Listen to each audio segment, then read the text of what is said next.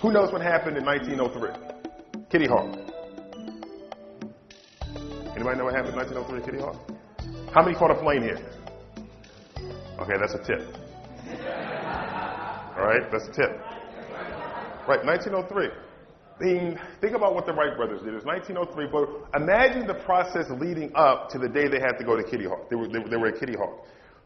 They had no evidence that a plane could fly. They're studying aerodynamics. They're studying, physics and all this other kind of stuff. And by their best assumption and estimates, they can make this plane fly, despite the fact that, the Royal Society said that heavier than airplanes are not going to fly. I think they said that in 18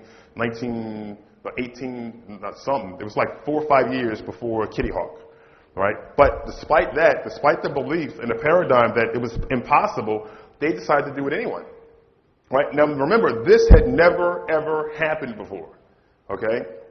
We're not talking about building a better plane. We're talking about building the first ever. So they go through all this. They go through this process. They take all this time to do all this stuff.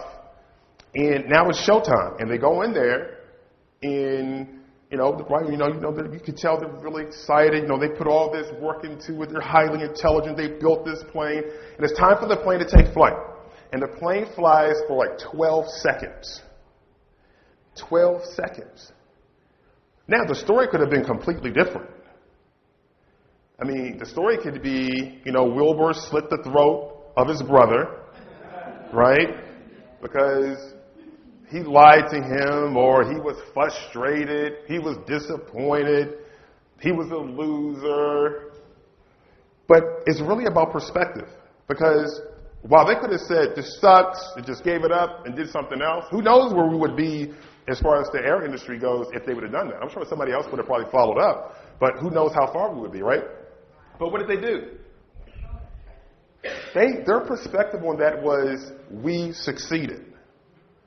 We succeeded. Only thing we have to do now is fine-tune the process and make it better. So we can now get the plane to fly, not for 12 seconds, but maybe 12 hours, right?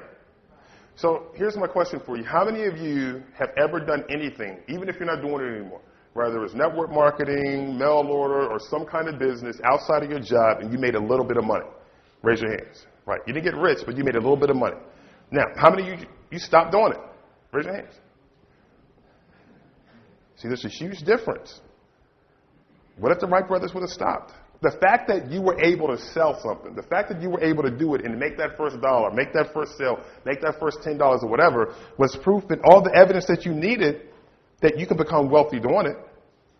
Now, the process is probably different from selling one to selling 100,000, but the fact that you did it with enough evidence and proof that all you had to do was fine-tune your own process. And see, here's the thing. I believe that the issue that many people have is that you understand where it is you are, and that's perfectly clear. You can see that. You understand where it is you want to go, and for most people, they have a lot of clarity on that. But the part that is fuzzy is what it looks like getting there.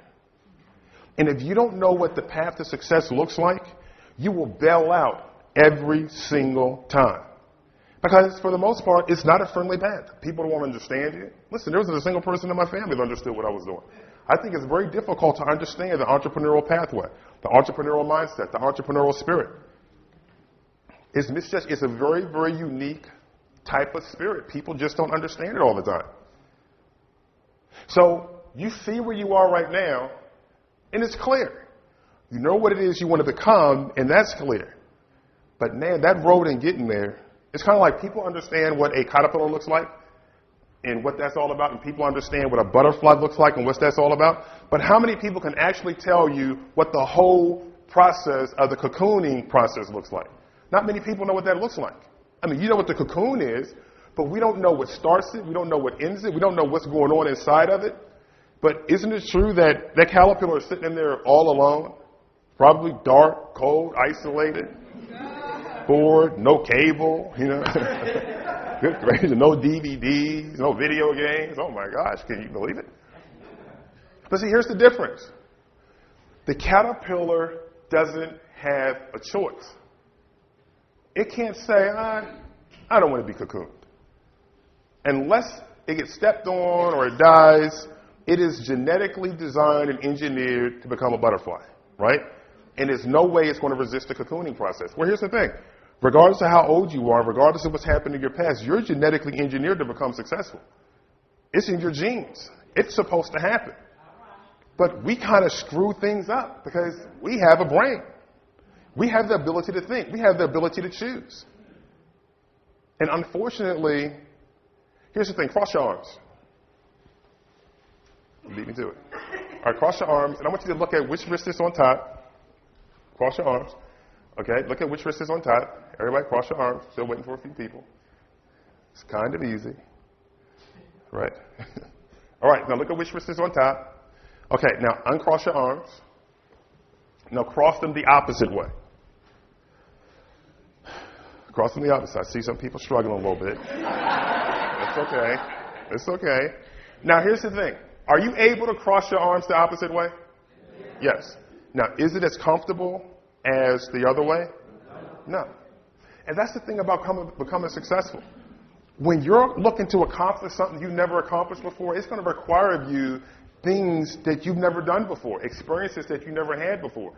It's going to require change. And for the most part, change can be uncomfortable because it's unfamiliar. It doesn't mean you can't do it. It just means that you have to learn to adapt to discomfort. You have to learn to adapt to stretching yourself. You have to learn to embrace the unfamiliar. You have to learn to embrace the unknown.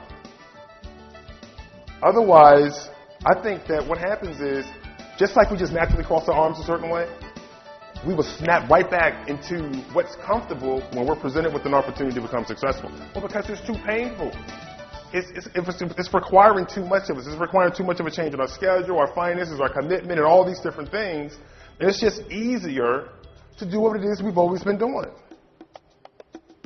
On a regular basis, I continue to push myself.